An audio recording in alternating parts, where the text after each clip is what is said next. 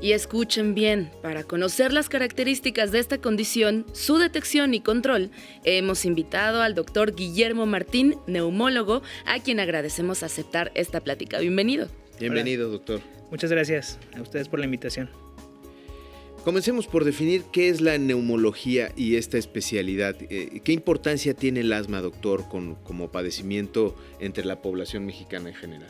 Claro, mira, la neumología es una disciplina del área médica, es una especialidad médica, la cual se encarga de evaluar y diagnosticar la práctica totalidad de enfermedades que afectan al pulmón, ¿no? Y que tienen muchas veces, en muchas ocasiones, alteraciones sistémicas, ¿no? En otros órganos.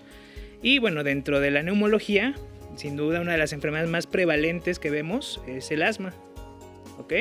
El asma en México es una enfermedad sumamente subdiagnosticada, que quiere decir que mucha población no conoce que en realidad tiene esta enfermedad.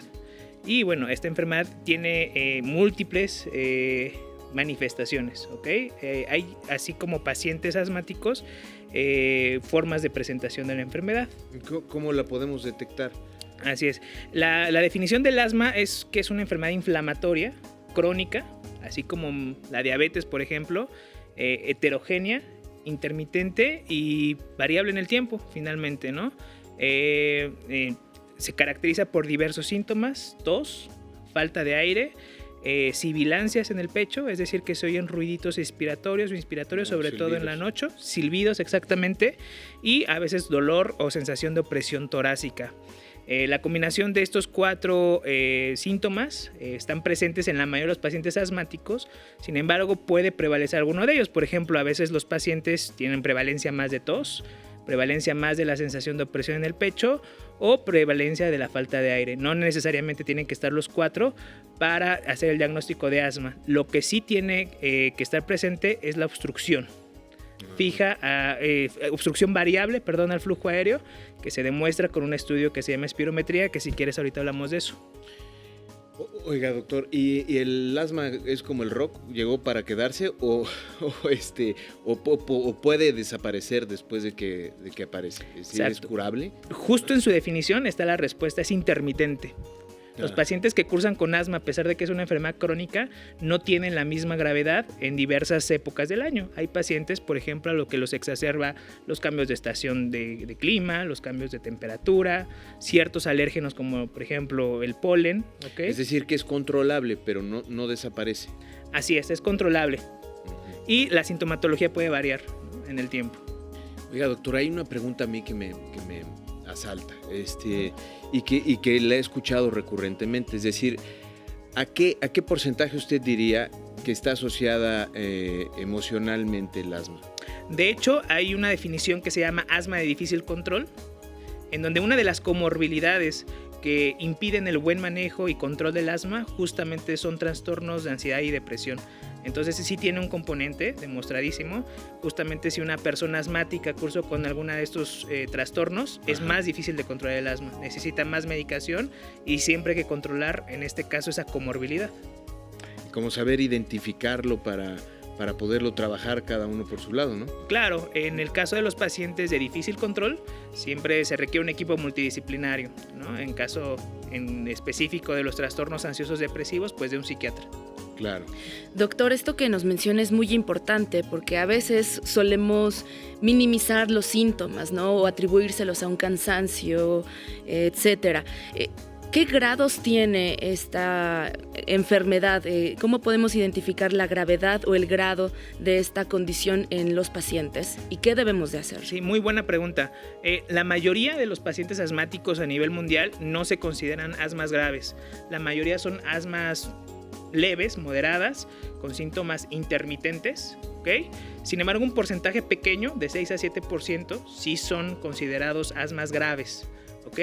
Y esto requiere un escalón terapéutico muchísimo más elevado, con lo que aumentan los costos, pues, de la medicación y tratamientos prolongados, generalmente toda la vida. Pero en general el mensaje es que un buen control del asma controla de manera adecuada a la enorme mayoría de los pacientes. ¿Siempre es diagnosticable el asma? Es decir, ¿sí? ¿O puede estar invisible y que no nos demos cuenta, pues, y que tengamos asma, ¿no? Muchas veces un reto diagnóstico. Como ya he comentado, la espirometría es sin duda el estudio más fácil, accesible y generalizado que tenemos para diagnosticar el asma, pero no es el único método diagnóstico, ¿no? Los pacientes en su casa pueden hacer mediciones del flujo aéreo, que es algo similar a lo que mide la espirometría, con un medidor que se llama flujómetro. ¿Okay? Este flujómetro lo que nos va a identificar es qué tan cerrada está la vía aérea pequeña, ¿vale?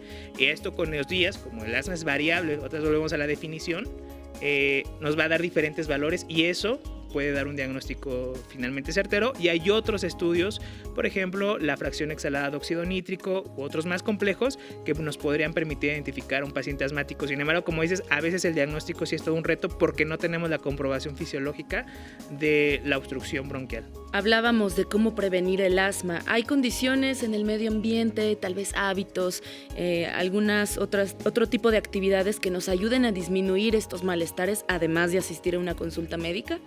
Claro, todos los pacientes saben identificar bastante bien, o la mayoría de los pacientes, esos factores que desencadenan sus síntomas. Por ejemplo, un paciente que acaba de adoptar un perro, que acaba de comprar un perrito, alergias, ¿no?